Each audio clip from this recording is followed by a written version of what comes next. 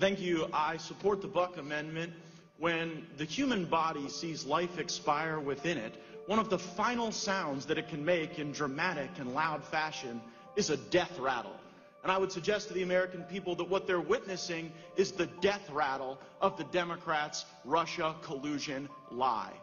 For 22 months, my colleagues on the other side, many of them said there was actual evidence of collusion. And so now, clearly seeing that that is not true, we observe our colleagues moving through the stages of grief. First, we saw shock and surprise. My colleagues would huddle together after the findings of the Mueller report were released, wondering what to do next, what play to run after losing all credibility with the American people. And after shock, we now are in the stage of denial, where the principal findings of the Mueller report, they just can't be true. They can't be accepted. They must be false. There must be more information we can discover.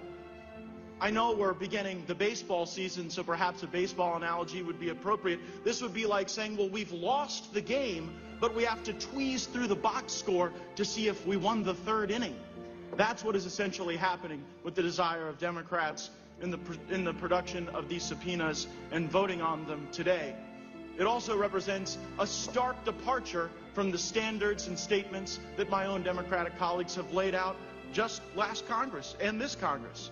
I'm quoting now from the Speaker of the House, Ms. Pelosi, in February of 2018. She said, President Trump has surrendered his constitutional responsibility as Commander-in-Chief by releasing highly classified and distorted intelligence, by not protecting intelligence sources and methods. He just sent his friend Putin a bouquet.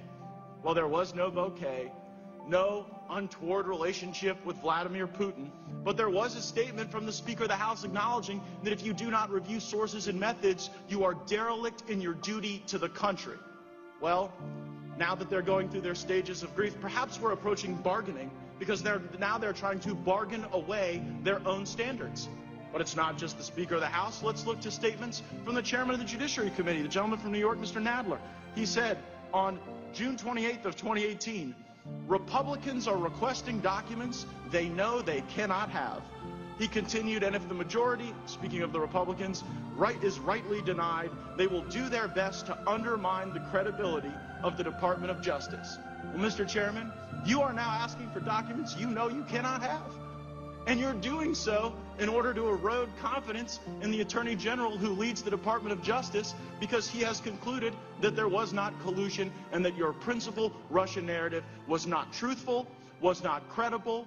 We were right, you were wrong, and the American people know it.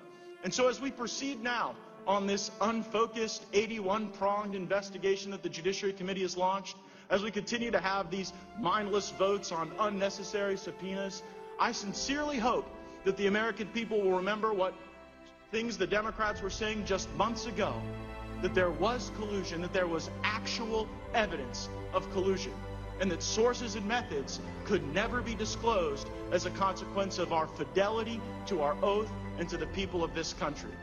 Let's have some consistency, and let's at least have some acknowledgement that you all were not telling the truth to the American people for an extended period of time. We were, and you should not be trusted. I yield back.